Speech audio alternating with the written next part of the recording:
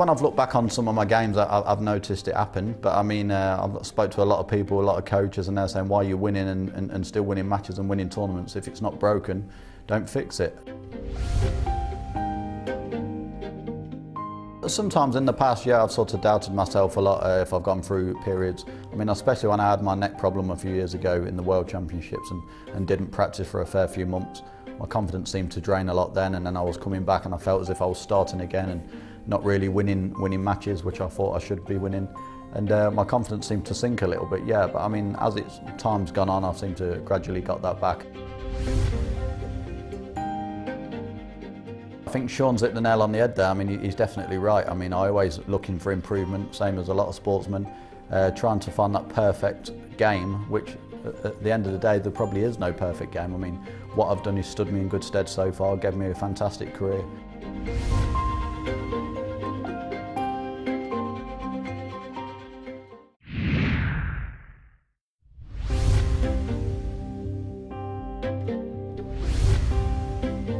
Mark Selby, 2014 World Champion, 3 times Master Champion, a formidable match player these days.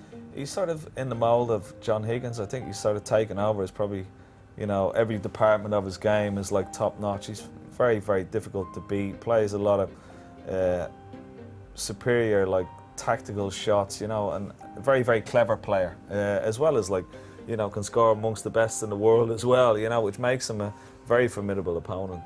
Well, as kids, I mean, there's been a lot said and written about the fact that we're good mates, you know, off the table, and we came through the juniors together, and, you know, as a child, he was as tactically as aware as he is now. You know, he practiced a lot with Willie Thorne and a lot of professionals and learnt his trade by getting beaten up by professionals all the time, and he learnt right shots from the wrong shots. And as a kid, he wouldn't play the wrong shot. He always played the right tactical shot, but he couldn't score like we could score at the time. And then towards his late teens and in his early life as a pro, he then learnt how to score. Very accurate amongst the balls, precision-like, you know, surgeon-like, good cue power. But of course, the one thing the public always picks up on is all of the movement, the head movement, the swaying backwards and forwards before he actually plays the shot. And people say, oh, he's moving his head. But it's only before, it's in the build-up, isn't it? Well, it's not actually his whole upper body that actually moves. Yeah. It looks like head movement, but it's actually as he sways to and fro with the cue. And I know it's something he's worked on over the years, but what he's got is an action that repeats, and it works. And I think for him to try and completely undo that now would prove him a problem, I think. It's like he started practicing on a boat when he was younger, isn't it? You know? One of his biggest problems is his confidence in himself. Really? Even though, yeah, I mean, even though he's won so much and he's been up there, you know, on top of the game, I don't think he really, like some of the other players, he really has that ultimate belief every time he goes out there in himself, you know, which he should do.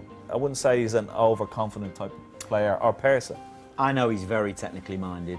He's very interested in the finite minutiae of the technique of how to strike a snooker ball, be that from his grip to grip pressure, stance, bridge position, how many feathers he has, length of backswing, all of that type of thing. He's constantly looking for the secret ingredient, where if he just sat back a little minute and realised he's achieved everything that he could really have ever wanted to, he'd be all right.